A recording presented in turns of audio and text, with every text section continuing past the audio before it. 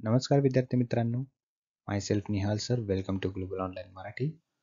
Unit 9 जो आहे लोकविकास आणि पर्यावरण, यावरती आपण 20+ मोस्ट एक्सपेक्टेड MCQs आज डिस्कस करणार आहोत, जे की पूर्णपणे डिटेलमध्ये आज डिस्कस करणार आहोत. त्यामुळे हा सेशन शेवटपर्यंत पहा. यामधून तुम्हाला भरपूर साऱ्या गोष्टी शिकायला मिळणार आहेत.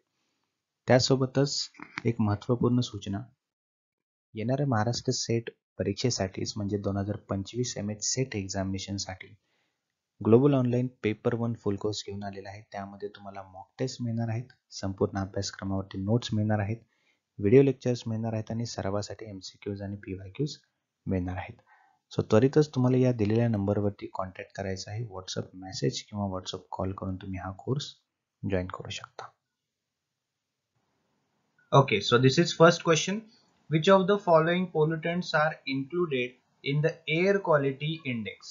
ठीक आहे, AQI जो आहे भारताचा AQI जो आपल्याला हवामान दर्शवतो किंवा वायूचं कंडिशन आहे ना, क्वालिटी कशी आहे ते आपल्याला सांगतो.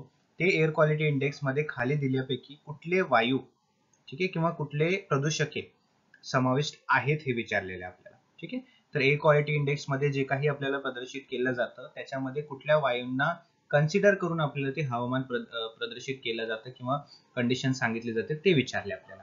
तर ABCDEF असे 6 प्रदूषके आहेत. यापैकी कुठले प्रदूषके एअर क्वालिटी इंडेक्स मध्ये आढळतात असं विचारले. ठीक आहे, तर याचं उत्तर तुम्हाला कमेंट बॉक्स मध्ये द्यायचं आहे. ABCD ऑप्शन्स पैकी जे काय असेल ते.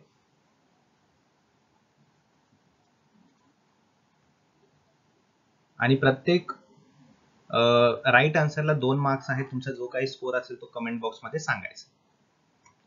सो राईट आन्सर जो आहे तो आहे ऑप्शन CBDEF, म्हणजे की सल्फर डायऑक्साईड आहे, ओझोन आहे, नायट्रोजन डायऑक्साईड आहे आणि कार्बन मोनॉक्साईड आहे. ठीक आहे, हे 4 जे प्रदूषके आहेत ना, पोल्युटंट्स आहेत, ते AQI मध्ये प्रदर्शित केले जातात.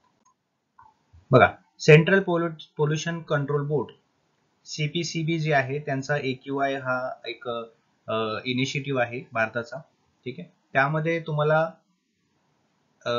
निर्देशांक मूल्य देते की शहरातील सध्याची प्रदूषणाची स्थिती काय आहे. म्हणजे हवामानामध्ये प्रदूषके जे आहेत, हे प्रदूषके आपण जे पाहिले त्यामध्ये ते प्रदूषकांचं प्रमाण किती आहे हवेमध्ये, त्या पर्टिक्युलर लोकल एरियाचं हवामान किती शुद्ध आहे किंवा प्रदूषित आहे हे सांगण्याचं काम कोण करतं, तर एअर क्वालिटी इंडेक्स. ठीक आहे, PM10, PM2.5, ozone, sulphur dioxide, nitrogen dioxide, carbon monoxide, शिसे, त्यानंतर अमोनिया, ही 8 प्रदूषके प्रमुख मापदंड म्हणून काम करतात. म्हणजे AQI मध्ये, ठीक आहे, AQI जो आहे त्या AQI मध्ये हे 8 प्रकारचे प्रदूषके जे आहे ते आढळतात.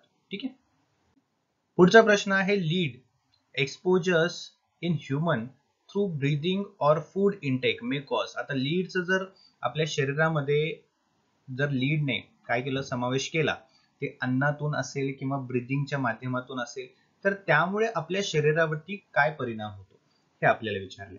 मेंटल रिटार्डेशन होतं का, मानसिक मंदता येते का, BP जो उच्च रक्तदाब आहे तो होतो का, किंवा disorder of central nervous system होते का. ठीक आहे, तर या 3 पैकी कुठलं कंडिशन्स आपल्या शरीरावरती होतात असं आपल्याला विचारलेलं आहे. कशामुळे, तर लीडचं प्रमाण आपल्या बॉडीमध्ये वाढलं असेल तर. ठीक आहे, शिसे ज्याला म्हणतो आपण. Option A only, option 2 and 3 की ऑप्शन 2 ओनली की सगळंच. 10 सेकंड मध्ये सांगायचं तुम्हाला.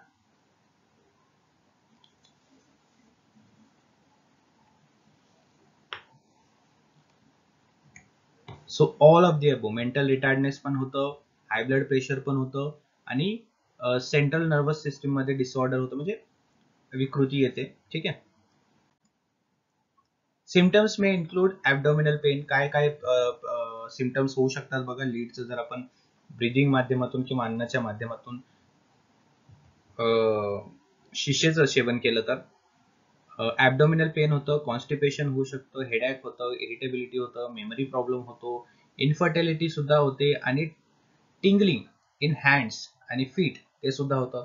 मेंटल रिटार्डनेस होतं, high blood pressure, disorder of central nervous system, या सर्व गोष्टी होतात जेव्हा आपल्या शरीरामध्ये शिशेचं प्रमाण वाढत असतं. ठीक आहे, तर सुरू करूया आपल्या पहिल्या प्रश्नापासून. Kyoto protocol is related to. Kyoto protocol बद्दल आपण शिकलेलो आहोत. जापानमध्ये क्योटो नावाचा शहर आहे, त्या ठिकाणी झालेला हा क्योटो प्रोटोकॉल आहे. तर हे क्योटो प्रोटोकॉल कशाशी रिलेटेड आहे? एअर पोल्युशनशी रिलेटेड आहे, ग्रीन हाऊस गॅसशी रिलेटेड आहे, क्लायमेट चेंजशी रिलेटेड आहे की वॉटर पोल्युशनशी रिलेटेड आहे. ठीक आहे, त्यासाठी 10 सेकंडचा काउंटडाऊन मी सुरू केलेला आहे या ठिकाणी. तर याचा राईट आन्सर जे काही आहे ते तुम्ही कमेंट बॉक्समध्ये सांगायचं आहे फटाफट. ठीक आहे, काय असेल याचा right answer? Air pollution, greenhouse gas, climate change की वॉटर पोल्युशन. ठीक आहे, याबद्दल आपण शिकलेलो आहोत. What is Kyoto protocol. जे विद्यार्थ्यांनी तो लेक्चर पाहिलेला नाहीये त्या विद्यार्थ्यांनी पाहून घ्यायचा आहे. क्योटो प्रोटोकॉल वरती आपण डिस्कशन केलेलं आहे, त्यासोबतच आपण याच्यावरती प्रश्न सुद्धा पाहिलेले आहेत.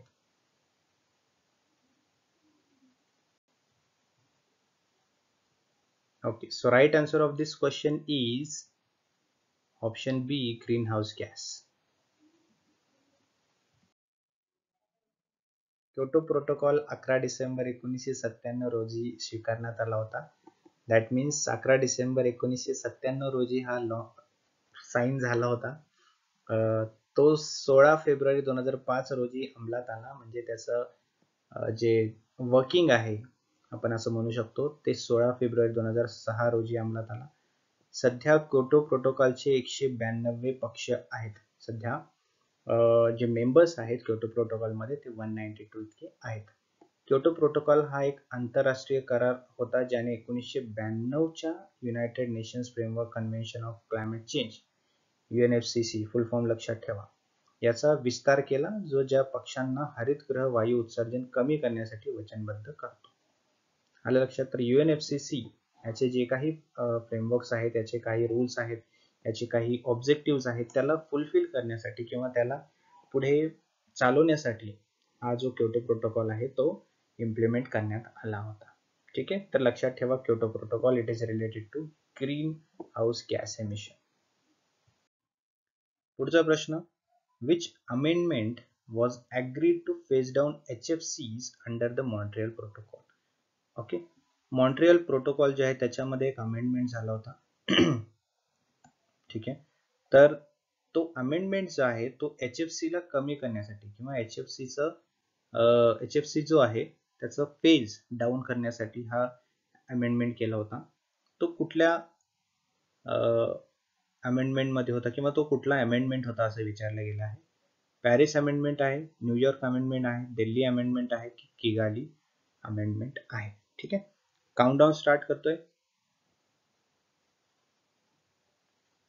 सर्वांचं आन्सर जे आहे कमेंट बॉक्समध्ये दिसलं पाहिजे आणि जो स्कोर आहे तुमचा तो लेक्चरच्या शेवटी सर्वांनी सांगायचा आहे.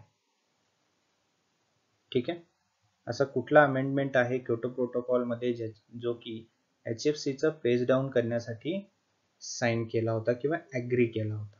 ठीक आहे, सो ऑप्शन डी म्हणजे किगाली अमेंडमेंट जो आहे तो करेक्ट आन्सर आहे. ओके, मॉन्ट्रियल प्रोटोकॉल जो आहे त्यामधली किगाली अमेंडमेंट जी आहे हा हायड्रोक्लोरोकार्बनचा वापर आणि उत्पादन हळूहळू कमी करण्यासाठी हा करार जो आहे आंतरराष्ट्रीय करार इंटरनॅशनल ट्रीटी, ठीक आहे, ऍग्रीमेंट जी आहे ती करण्यात आली होती. ठीक आहे, मॉन्ट्रियल प्रोटोकॉल मूळतः ओझोन थर संरक्षित आणि पुनर्संचयित करण्यासाठी तयार करण्यात आला होता. सो मॉन्ट्रियल प्रोटोकॉल जर विचारला की कशाशी रिलेटेड आहे, कशाशी निगडीत आहे, तर ओझोन डिप्लेशनला कमी करण्यासाठी किंवा ओझोन डिप्लेशनला रिझनेबल काही घटक आहेत त्या घटकांचा वापर, त्या घटकांचा उत्पादन कमी करण्यासाठीचा हा मॉन्ट्रियल प्रोटोकॉल आहे. ठीक आहे, 15 ऑक्टोबर 2021 पर्यंत 128 राज्य यामध्ये होते असं या ठिकाणी सांगितलंय आणि युरोपियन युनियन किगाली दुरुस्तीला मान्यता दिली आहे. आलं लक्षात? तर बघा, सर्वात महत्वाचं यामध्ये लक्षात ठेवण्याची गोष्टी आहेत की HFC चं फेज डाऊन करण्यासाठी अमेंडमेंट कुठला होता, तर किगाली अमेंडमेंट होता. आणि किगाली अमेंडमेंट हे कशाशी रिलेटेड आहे, तर मॉन्ट्रियल प्रोटोकॉलशी रिलेटेड आहे. आणि मॉन्ट्रियल प्रोटोकॉल कशाशी रिलेटेड आहे, तर ओझोन डिप्लेशनला जे घटक जबाबदार आहेत त्यांचा वापर कमी करण्यासाठी जो प्रोटोकॉल आहे that is Montreal protocol. And green house गॅसशी रिलेटेड असं विचारलं तर तो कुठला आहे? तो आहे क्योटो प्रोटोकॉल.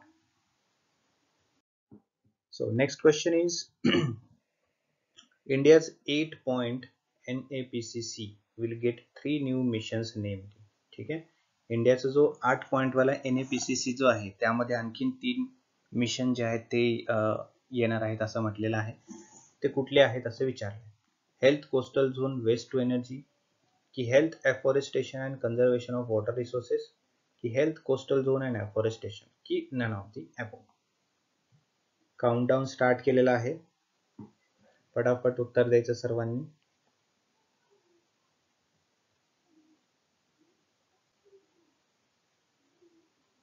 NAPCC.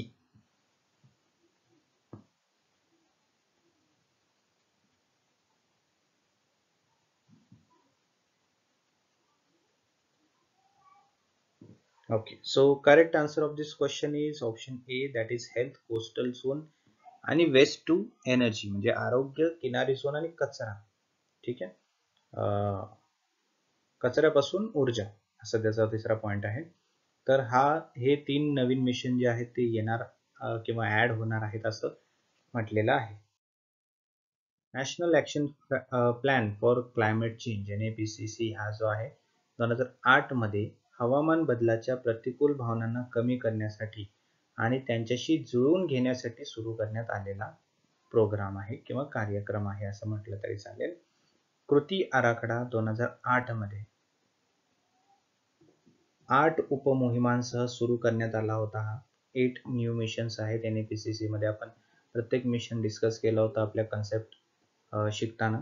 ठीक आहे, भारताच्या अर्थव्यवस्थेतील उत्सर्जनाची तीव्रता कमी करण्यावर लक्ष केंद्रित करून भारताची विकासात्मक उद्दिष्टे पूर्ण करणे हे या योजनेचे उद्दिष्ट आहे, है ना. NAPCC मध्ये जर काही ऑब्जेक्टिव्ह आहे तर काही मुख्य हेतू जो आहे तो काय आहे? आपल्या भारताच्या अर्थव्यवस्थेतील, ठीक आहे, जी उत्सर्जनाची तीव्रता आहे, एमिशनची जी लेवल आहे, है ना, ती कमी करण्यासाठी, है ना, आणि त्याचा इम्पॅक्ट क्लायमेट चेंज वरती कसा होतो तो कमी करण्यासाठी आपला हा NAPCC चे 8 मिशन जे आहेत ते घेण्यात आले होते. ठीक आहे, तर लक्षात ठेवा हे NAPCC चा फुल फॉर्म आणि याच्यामधले जे 8 मिशन्स आहेत ते आपण लेक्चर मध्ये पाहिलेले आहेत. जर तुम्ही तो लेक्चर पाहिलेला नसेल तर जाऊन पहा. पुढचा प्रश्न, when did the Montreal Protocol entered into force? When did the Montreal Protocol entered into the force? 1984, 1987, 1989 की 1994. ठीक आहे, म्हणजे मॉन्ट्रियल प्रोटोकॉल जो आहे आपण पाहिलेला आहे तो अस्तित्वात कधी आला? अस्तित्वात याचा अर्थ असा आहे की हा सुरू केव्हा करण्यात आला, इम्प्लिमेंट कधी करण्यात आला. ठीक आहे, काउंटडाऊन सुरू केलाय.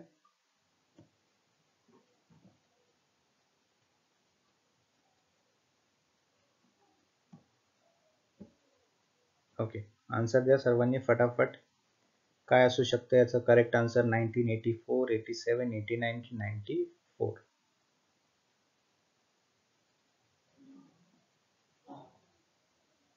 लक्षात ठेवा, मॉन्ट्रियल प्रोटोकॉल, क्योटो प्रोटोकॉल, है ना, पॅरिस ॲग्रीमेंट, किगाली अमेंडमेंट, या सर्व गोष्टी कशाच्या रिलेटेड आहेत हे तुम्ही लक्षात ठेवायचं आहे, कारण एक्झामिनेशन मध्ये असे प्रश्न नक्कीच विचारले जातात. So 1989 is the correct answer.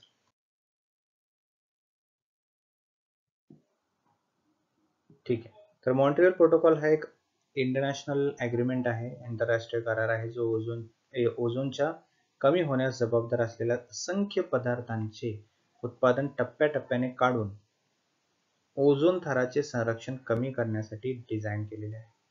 म्हणजेच ओझोन डिप्लेशनला इम्पॅक्ट करणारे जे काही घटक आहेत, पर्यावरणीय घटक आहेत किंवा अँथ्रोपोजेनिक ऍक्टिव्हिटीजमुळे घडणाऱ्या काही एमिशन्स आहेत, त्यामुळे जे की ओझोन लेअरचं डिप्लेशन होतं, है ना, ओझोन थराचं काय होतं, ऱ्हास होतो, त्या ऱ्हासला कमी करणाऱ्या घटकांचं उत्पादन आणि त्यांचा यूज, त्यांचा वापर कमी करण्यासाठी हा अंमलात आणला गेलेला एक प्रोटोकॉल आहे किंवा एक ॲग्रीमेंट आहे.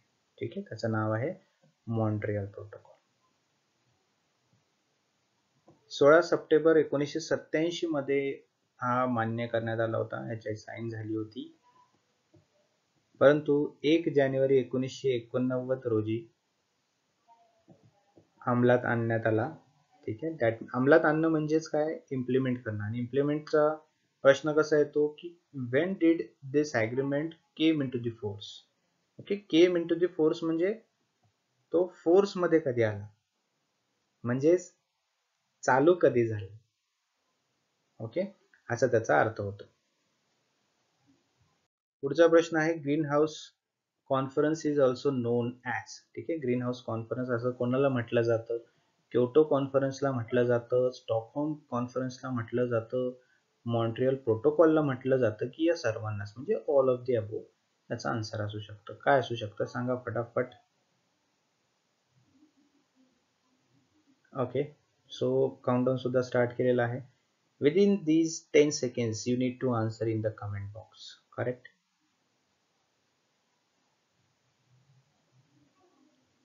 Some people also know the answer but they hesitate to talk something or comment in the comment box.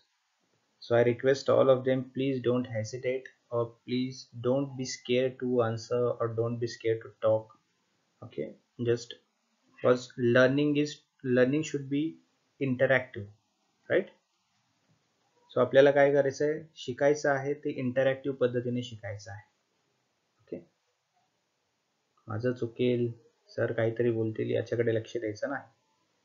Okay, so right answer is option A, that is Kyoto conference. ठीक आहे, पुढचा प्रश्न. The environment protection act 1986 passed in March 1986 came into force on. आता बघा, यामध्ये environmental protection act बद्दल आपल्याला सांगितलं आहे ना. तर एन्व्हायरमेंटल प्रोटेक्शन ऍक्ट आपण पाहिला होता. एन्व्हायरमेंटल प्रोटेक्शन ऍक्ट 1986 मध्ये पास झाला होता, परंतु त्याचं इम्प्लिमेंटेशन किंवा त्याचं आपण बोलू शकतो की व्हेन डिड दॅट ॲग्रीमेंट और when did that act, sorry not agreement, when did that act was came into the force. ठीक आहे, म्हणजेच अंमलात कधी आला होता. तो 1 एप्रिल 1986 ला आला होता का, किंवा 1 जुलै 1986 ला आला होता का, किंवा 19 नोव्हेंबर 1986 ला आला होता का, की 1 जानेवारी 1987 ला आला होता, सांगा. काउंटडाऊन स्टार्ट केलेला आहे.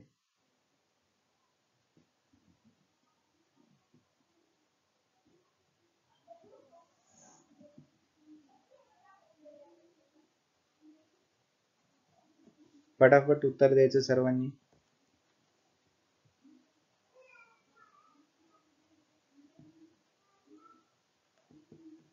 पुढे आणखीन भरपूर प्रश्न आहेत, सो चुकलं वगैरे काही हरकत नाही. Okay, so correct answer of this question should be C, 19th November 1986.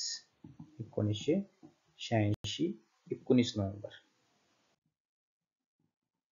we already discussed की एन्व्हायरमेंटल प्रोटेक्शन ऍक्ट आणण्यासाठी किंवा त्याचा आणण्याचं रिझन, त्याचा आणण्यामागचं कारण काय आहे, है ना. तर भोपाळमध्ये जी वायू दुर्घटना झाली होती, भोपाळमधली जी गॅस ट्रॅजेडी झाली होती, है ना, त्याच्यानंतर ही जी एन्व्हायरमेंटल प्रोटेक्शन ऍक्ट जी आणायची गरज जी आहे ती भासली होती. 1986 चा पर्यावरण संरक्षण कायदा संविधानाच्या कलम 253 अंतर्गत लागू करण्यात आला होता.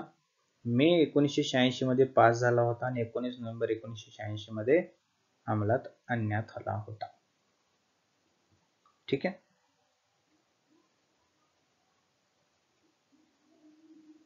चला पुढचा प्रश्न बघूया. पर्यावरण संरक्षण कायदा 1986 हा भारतीय संसदेचा कायदा आहे. ठीक आहे, तर लक्षात ठेवायचं सर्वांनी. पुढचा प्रश्न. The UN framework convention on climate change.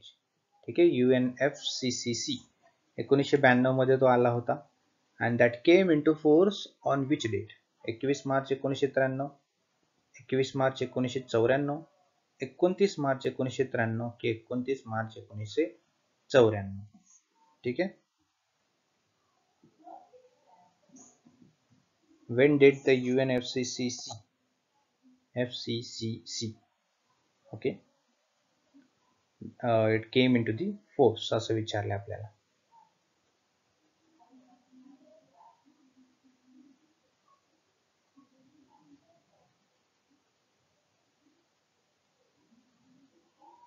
Okay, so right answer is option B. ठीक आहे, बी ऑप्शन जे आहे 21 मार्च 1994 त्याचं एक्झॅक्ट करेक्ट आन्सर आहे. ठीक आहे.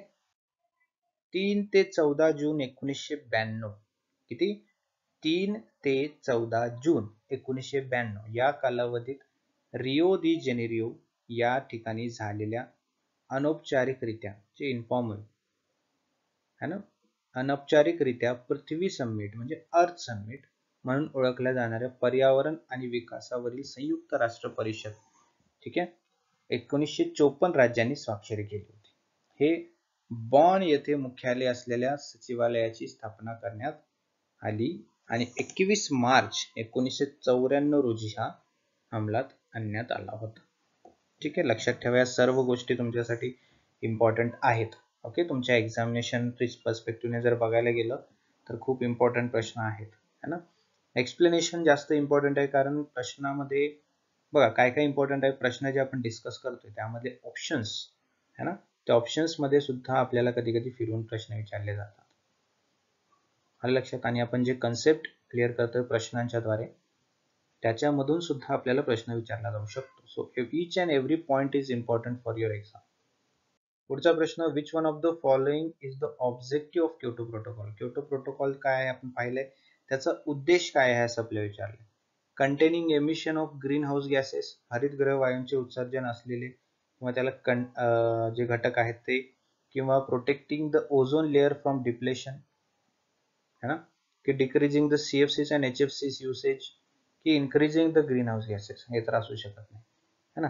काय असू शकतं मग, डी ऑप्शन तर कटच झालेलं आहे कारण ग्रीन हाऊस गॅसेसला इन्क्रीज करणं हे कुठल्याही ॲग्रीमेंटचं प्रोटोकॉलचं अमेंडमेंटचं हेतू नाही.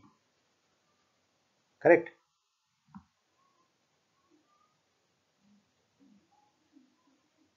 Okay, so correct answer is option A, containing emission of green house gases. Okay, पुढील प्रश्न, where did the 26th conference of parties that means COP which happened to convention on biological diversity take place. ठीक आहे, biological diversity, convention on biological diversity याच्यावरती जे COP26 घेतला होता तो कुठे घेण्यात आला होता असा प्रश्न आहे. पॅरिस, ग्लासगो, मॅड्रिड और इंडिया. सांगा कुठे घेण्यात आला होता हा कॉन्फरन्स 26 है ना. आता याचं उत्तर सर्वांकडून अपेक्षित आहे. 10 सेकंडचा काउंटडाऊन स्टार्ट केलेला आहे. लेक्चर ऐकता ऐकता कोणी झोपायचं नाहीये. सर्वांचे कमेंट बॉक्स मध्ये आन्सर आले पाहिजे. ठीक आहे.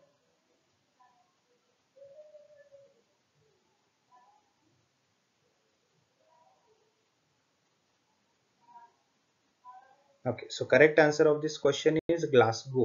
ठीक आहे, ग्लासगो याचा करेक्ट आन्सर आहे.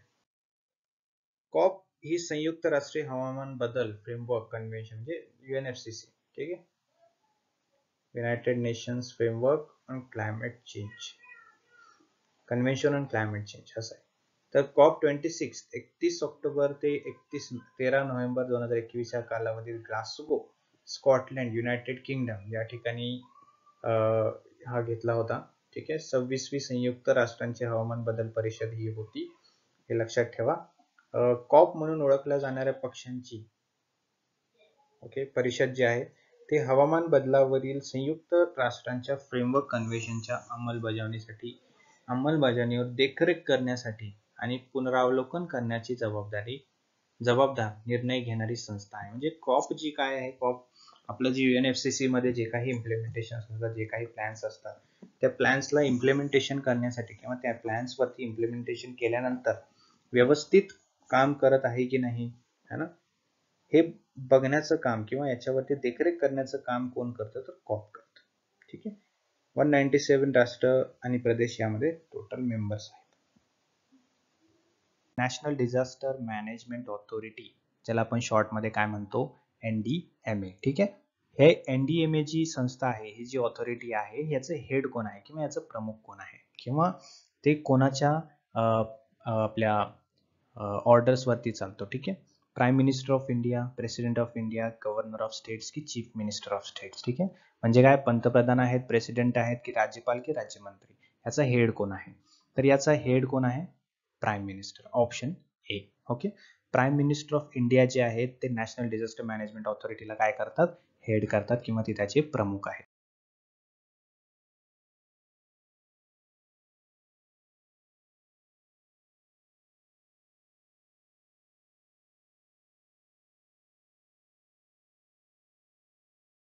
तर या ठिकाणी बघा, भरपूर साऱ्या गोष्टी आहेत, तुम्हाला यामध्ये आता इन्फॉर्मेशन बघायला मिळेल. ठीक आहे.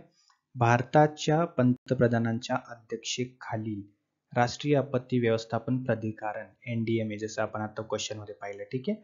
ही भारतातील आपत्ती व्यवस्थापनाची सर्वोच्च संस्था आहे. समजलं. तर यावरती सुद्धा प्रश्न येऊ शकतो. ठीक आहे. भारतातील आपत्ती व्यवस्थापनाची सर्वोच्च संस्था कुठली, तर कुठली आहे, NDMA. ठीक आहे. आता हे जे NDMA आहे, हे 23 डिसेंबर 2005 रोजी जे व्यवस्थापन कायदा, आपत्ती व्यवस्थापन कायदा, ज्याला आपण काय म्हणतो, डिझास्टर, ठीक आहे, डिझास्टर मॅनेजमेंट ऍक्ट, ठीक आहे, 2005, त्याच्या अंतर्गत है ना. आता ही जी डेट आहे 23 डिसेंबर 2005, ही डिझास्टर मॅनेजमेंट ऑफ ऍक्टची स्थापन झालेली डेट आहे. ठीक आहे. या ऍक्टच्या अंतर्गत NDMA जे आहे त्याला स्थापन केलं गेलं होतं. ओके. हे सर्व गोष्टी लक्षात ठेवा. त्यानंतर नॅशनल डिझास्टर मॅनेजमेंट ऑथॉरिटी हे जे आहे, याचं कामकाज जे आहे ते विविध प्रकारचं कामकाज आहे है ना.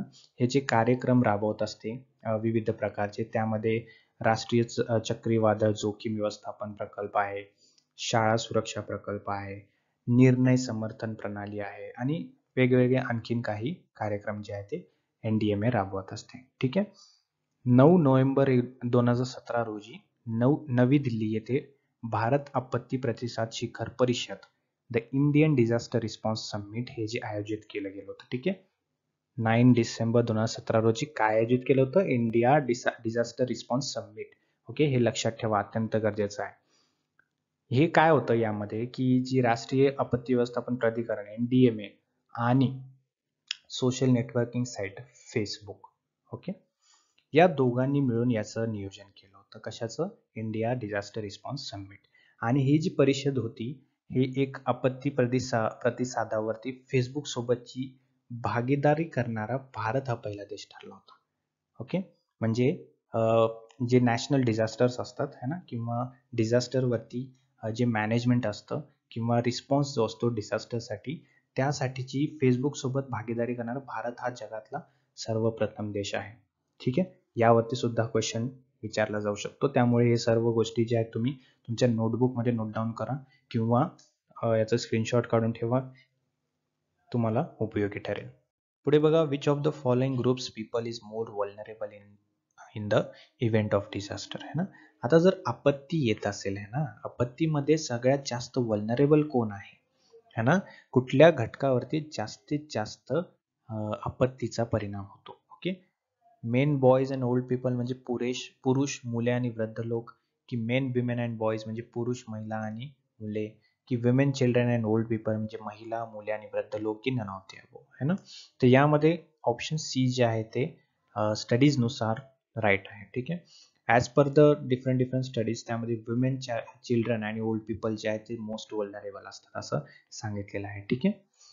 पुढील प्रश्न बघा, international tsunami information centre is located.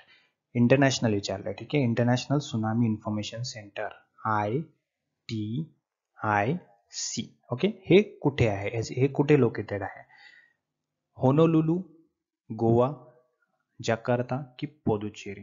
तर हे जे इंटरनॅशनल सुनामी इन्फॉर्मेशन सेंटर आहे हे होनोलुलू, ठीक आहे, होनोलुलू या ठिकाणी स्थितीत आहे. ठीक आहे. याबद्दल बघा, आता होनोलुलू हे जे या ठिकाणी हे आपलं एक प्लेसचं नाव आहे. या ठिकाणी आंतरराष्ट्रीय सुनामी माहिती केंद्र ITIC, ठीक आहे, ची स्थापना संयुक्त राष्ट्र शैक्षणिक, वैज्ञानिक आणि सांस्कृतिक संघटना, ज्याला आपण युनेस्को म्हणतो, ठीक आहे, याच्या अंतर्गत आणि IOCच्या अंतर्गत ही काय केलेली आहे, स्थापन झालेली आहे. कधी? नोव्हेंबर 1965 मध्ये. आता हे IOC काय आहे, तर IOC इंटर गव्हर्नमेंटल, ठीक आहे, इंटर गव्हर्नमेंटल, त्यानंतर ओशनोग्राफिक, ठीक आहे, हे लक्षात ठेवा, oceanographic organisation. Okay, intergovernmental oceanographic organisation म्हणजे आंतर सरकारी समुद्रशास्त्रीय आयोग, ठीक आहे. नोव्हेंबर 1965 मध्ये त्याची स्थापना झाली होती. कशाची? ITIC ची. त्यानंतर इंडियामध्येच जसं की होनोलुलू येथे इंटरनॅशनल सुनामी चं माहिती केंद्र आहे, तसं इंडियामध्ये ते कुठे आहे? हैदराबादमध्ये. आणि त्याला काय म्हटलं जातं? Indian tsunami early warning system, ITEWS, जी की 2007 मध्ये करण्यात आली होती. ठीक आहे. INCOIS, Indian national centre for ocean information service, हे कुठे आहे? हैदराबाद येथे स्थगित आहे. ठीक आहे. Which of the following yes Rio summit, Rio conference, earth summit was held in the Rio de Janeiro. जे अर्थ समिट आहे, रिओ कॉन्फरन्स आहे, रिओ समिट आहे, हे केव्हा घेण्यात आलं होतं? 1991, 92, 94 की 95? सांगा, विचार करून उत्तर द्या फटाफट. काय असू शकतं? काउंटडाऊन सुद्धा स्टार्ट झालेला आहे. सो 1992 हे करेक्ट आन्सर आहे. ठीक आहे, काय आहे करेक्ट आन्सर? 1992. त्यानंतर पुढे बघा, intensity scale used for the measuring earthquake. Okay, भूकंप मोजण्यासाठी त्याचं तीव्रतेचं प्रमाण मेजर करण्यासाठी काय वापरलं जातं किंवा त्याचं स्केल काय आहे? ठीक आहे, 1 ते 9 आहे, 1 ते 5 आहे, 1 ते 12 आहे की 1 ते 7 आहे? तर 1 ते 12 पर्यंत त्याची स्केल असते. ठीक आहे, भूकंप मोजण्याची. ओके, तर हे इम्पॉर्टंट आहे, लक्षात ठेवा. सिस्मोग्राफी ज्याला आपण म्हणतो, ते एक भूकंप मोजण्याचं साधन आहे. ओके, आता त्यामध्ये डिफरंट वेव्ज असतात, लहरी असतात, जसं की P वेव्ह आहे, S वेव्ह आहे आणि सरफेस वेव्ह आहे. ठीक आहे, असे 3 प्रकारचे वेव्स असतात. आता P वेव्ह जे असतात है ना, हे सर्वात वेगवान असतात. सर्वप्रथम जी वेव्ह आपल्याला मेजर करता येते ती P वेव्ह असते. ठीक आहे, अशा प्रकारचं एक सिस्मोग्राफ असतं. त्यामध्ये काय होतं, जेव्हा भूकंप म्हणजे एक नॉर्मल एक कंडिशन असते तेव्हा असं असतं, जेव्हा भूकंपचा पहिला झटका बसतो तेव्हा P वेव्स असतात. ठीक आहे, P वेव्स. त्याची तीव्रता जर जास्त असेल तर मग ते S वेव्स मध्ये मोजलं जातं. आणि त्यानंतर असं जर मोठे वेव्स असतील तर ते सरफेस वेव्ह असतात है ना. सरफेस वेव्ह म्हणजे काय? जेव्हा सरफेसवरती ते वेव्स, ते भूकंप जेव्हा फटका देत असतात तेव्हा ते सरफेस वेव्ह वरती आपल्याला दिसून येतात. तर अशा प्रकारे एक सिस्मोग्राफी असते. ठीक आहे, P वेव्स, S वेव्स आणि सरफेस वेव्ह असे 3 प्रकारचे त्यामध्ये लहरी असतात. त्यावरून भूकंपाची तीव्रता, त्याची स्केल जी आहे ती मेजर केली जाते. Okay, next is the Bhopal gas disaster occurred in. ठीक आहे, भोपाल गॅस डिझास्टर असं एक आपत्ती आली होती, इंडस्ट्रीयल त्याला डिझास्टर म्हणतात. ठीक आहे, तर ही इतिहासातली खूप मोठी एक इंडस्ट्रीयल डिझास्टर होतं. ठीक आहे, भोपाल गॅस डिझास्टर त्याला म्हटलं जातं. तर ते केव्हा झालं होतं? 1986, 2003, 1984 की 2009? ठीक आहे, तर याचा राईट आन्सर आहे 1984. ठीक आहे, 1984 मध्ये हे भोपाळ गॅस डिझास्टर झालं होतं. या ठिकाणी बघा, भोपाळ आपत्ती, ठीक आहे, भोपाळ डिझास्टर ही एक रासायनिक गळती होती जी की 3 डिसेंबर 1984 रोजी भारतातील भोपाळ शहरात झाली होती. ठीक आहे, तर हे लक्षात ठेवा, 3 डिसेंबर 1984 रोजी भोपाळ आपत्ती किंवा भोपाळ डिझास्टर. ठीक आहे, यामध्ये सुमारे 15,000 ते 20,000 पर्यंत लोक जे आहेत त्यांचा या मोर्टॅलिटी रेट होता. ठीक आहे, त्यावेळी इतिहासातील सर्वात भीषण औद्योगिक अपघात होता. ठीक आहे, जसं की मी तुम्हाला सांगितलं, 3 डिसेंबर 1984 रोजी. ठीक आहे, जे इंडस्ट्रीयल जे डिझास्टर होतं ते एक केमिकल डिझास्टर होतं. ठीक आहे, तर अमेरिकन फर्म होती ते युनियन कार्बाइड कॉर्पोरेशन नावाची, जी की एक भारतीय सबसिडरी होती किंवा भारतीय मालकीची होती. त्यामध्ये कीटकनाशक ही जी फर्म आहे त्याच्या प्लांटमधून सुमारे 45 टन धोकादायक गॅस, ज्याला मिथाइल आयसोसायनेट असं म्हटलं जातं, त्याची गळती झाली होती किंवा ते त्याचं इमिशन झालं होतं. ठीक आहे. तर हे जे डिझास्टर आहे, भोपाळ डिझास्टर, खूप इम्पॉर्टंट आहे तुमच्या एक्झामिनेशन पर्स्पेक्टिव्हने. ठीक आहे. तर 3 डिसेंबर 1984 डेट लक्षात ठेवा. ठीक आहे. त्यानंतर भोपाळ आपत्ती, त्या आपत्तीचं नाव लक्षात ठेवा. ठीक आहे. पुढे बघा, in India national institute of disaster management is located at. ठीक आहे. भारतात राष्ट्रीय आपत्ती व्यवस्थापन संस्था हे कोठे आहे किंवा कुठे स्थितीत आहे? मणिपूर, पंजाब, हैदराबाद की न्यू दिल्ली? ठीक आहे. इंडियाचं जे national institute of disaster management आहे ते कुठे आहे? तर न्यू दिल्लीमध्ये. त्याचं ऑफिस जे आहे, त्याचं हेड ऑफिस जे आहे ते कुठे आहे? न्यू दिल्लीमध्ये. ओके. पुढील प्रश्न बघा, the level of risk of a disaster depends on, है ना. डिझास्टर जो असतो है ना, त्याची लेवल, त्याचं मेजरमेंट जे आहे, ठीक आहे, मेजरमेंट ते कशावरती असतं मेजरमेंट? ठीक आहे. मेजर कसं केलं जातं किंवा कोणत्या बेसवरती केलं जातं?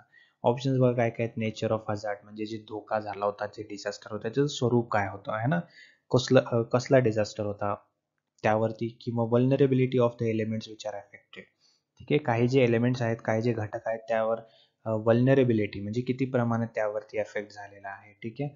त्यानंतर economic value of the elements which are affected, अशी घटक त्याची की किती व्हॅल्यू पर्यंत त्याचं नुकसान किती झालेलं आहे ना, इकॉनॉमिकली जे नुकसान किती झालेलं आहे असं मेजरमेंट केलं जातं. तर ऑप्शन डी बघा, ऑल ऑफ द अबव. तर कशाच्या बेसवरती डिझास्टरची जी रिस्क आहे किंवा लेवल ऑफ रिस्क आहे है ना, जोखमीची जी पातळी आहे ती कशावर, कोणत्या बेसवरती मेजर केली जाते?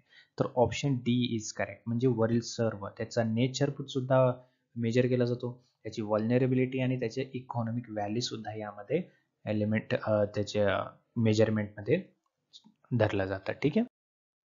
पुढे बघा, the disaster management act was made in. आता डिझास्टर मॅनेजमेंट ऍक्ट आपण आत्ताच बघितलं. ठीक आहे. तर हे डिझास्टर मॅनेजमेंट ऍक्ट जे आहे ते केव्हा आलं होतं? 2006, 2003, 2005 की 2009? सोपा प्रश्न आहे. तर याचा आन्सर काय असणार आहे?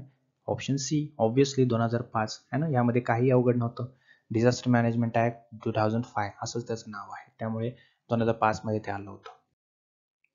आपत्ती व्यवस्थापनाचे उद्दिष्ट धोक्यामध्ये होणारे संभाव्य नुकसान कमी करणे किंवा टाळणे, आपत्तीग्रस्तांना त्वरित आणि योग्य मदतीची हमी देणे आणि जलद आणि प्रभावी पुनर्प्राप्त करणे हे आहे. काय आहे हे? आपत्ती व्यवस्थापनाचे उद्दिष्ट. ओके. आता यामध्ये बघा, असे उद्दिष्टे तुम्हाला ऑप्शन्स मध्ये दिले जातील आणि प्रश्न विचारला जाईल की which of the following are the features of किंवा which of the following are the objectives of the disaster management act 2005. ठीक आहे. त्यामध्ये 1-2 असे असतील की ते त्यांचे उद्दिष्टे नसतील, है ना. ते बघून आपल्याला राईट आन्सर जे आहे ते करेक्ट करायचं आहे. ठीक आहे. आपत्ती व्यवस्थापन कायदा 2005 राज्यसभेने 28 नोव्हेंबर 2005 रोजी मंजूर केला आणि लोकसभेने 12 डिसेंबर 2005 रोजी काय केला, आपलं राजी केला. ठीक आहे. पुढे बघा, floods can be prevented by. आता जे पूर असतात है ना, पूर, त्याला कशा प्रकारे टाळता येऊ शकतं है ना, हे एक आपलं प्रीरिक्विजिट प्लॅन असू शकतो. म्हणजे पूर जर सॉरी येणार असेल है ना, पूर जर येणार असेल तर त्याला आपण टाळण्यासाठी, त्याला प्रिव्हेंट करण्यासाठी आपण काय करू शकतो, म्हणजे जेणेकरून त्याची आपत्तीची जी लेवल आहे ती आपण कमी करू शकतो है ना. तर काय करू शकतो आपण? एफॉरेस्टेशन करू शकतो, वनीकरण है ना, झाडे लावणं वगैरे वगैरे, cutting the forest, tilling the lands, removing the top soil. Cutting the forest म्हणजे जे या ठिकाणी चुकीचं आहे. ठीक आहे. कटिंग द फॉरेस्ट म्हणजे जे जंगल तोड ज्याला म्हणतो आपण. ठीक आहे. जंगल तोड. ठीक आहे. तर जंगल तोड आपला बी ऑप्शन आहे. तर जंगल तोड करतो की option C, tilling the land म्हणजे जमीन मशागत करणे है ना, बिया टाकण्याच्या आधी जे आपण करतो है ना, किंवा रिमुव्हिंग द टॉप सॉइल, जी वरची माती आहे त्याला काढून टाकणं है ना. तर फ्लड कशा पद्धतीने आपण प्रिव्हेंट करू शकतो किंवा पूर जी येत असतो त्याला टाळू शकतो आपण है ना. तर एकमेव ऑप्शन आहे एफॉरेस्टेशन, वनीकरण. ठीक आहे. वनीकरण म्हणजे काय? आपण जे झाडे लावतो है ना, आपण जे झाडे लावतो त्यामुळे काय होतं की फ्लड जे आहे त्याला आपण टाळू शकतो. तर कसं टाळू शकतो आपण है ना. वनीकरण म्हणजे खूप मोठ्या क्षेत्रात लागवड केलेल्या जमिनीवर झाडे लावणे. ओके. याचा अर्थ काय होतो? एफॉरेस्टेशन. ओके, लक्षात ठेवा. ओके, एफॉरेस्टेशन म्हणजे काय? वनीकरण. ओके. त्यानंतर मोठ्या क्षेत्रावर रोपे लावल्याने काय होतं, जमिनीला एक विशिष्ट पकड मिळते है ना. त्याचे जे मूळ असतात झाडाचे ते काय करतात, ते जमिनीच्या आतपर्यंत जाऊन जमिनीला एक पकड मजबूत करतात. ठीक आहे. आणि त्यांना पुराचा फटका बसू शकत नाही है ना. तर आता समजा ही जमिनीची लेवल आहे ना, आणि हे झाड आहे है ना. हे झाड आहे समजा. तर ह्याचे जे मूळ असतात हे खोलपर्यंत जातात. ठीक आहे. आणि हे झाड जे आहे ते जमिनीला पकडून ठेवतं, आणि ते पुराचा जो फटका आहे, समजा हे पूर आहे, असा जो जोरात जो पूर येतो त्याचा जोरात जो फटका बसणार आहे तो झाडाला बसणार नाही. कशामुळे? कारण त्याचे मूळ जे आहे ते खोलपर्यंत काय पकड मजबूत ठेवून बसलेले आहेत है ना. त्यामुळे हा फायदा होतो है ना. तसेच जंगले पुराच्या पाण्याला प्रतिकार निर्माण करतात. त्यामुळे पुरामुळे होणारी हानी जी आहे है ना ती टाळता येते है ना. आता समजा हे जे असे एक झाड आपण जे लावलेलं आहे फॉरेस्टेशन मध्ये, अशा प्रकारची भरपूर झाडे लावलेली असतात. ठीक आहे. भरपूर झाडे, त्यामुळे काय होतो, जे पाणी जे वाहत येतं एकदम फोर्सने है ना, त्याचा जो फटका असतो तो कमी बसणार है ना. आणि सगळे झाडे मिळून काय करणार, त्याचं एक बचाव सारखं, एक शील्ड सारखं काम करणार है ना एफॉरेस्टेशनमुळे. त्यामुळे एफॉरेस्टेशन जी वनीकरण आहे हे खूप मोठा एक उपाय असू शकतो फ्लड रोखण्यासाठी, फ्लड प्रिव्हेंट करण्यासाठी. ओके, ही गोष्ट लक्षात ठेवा.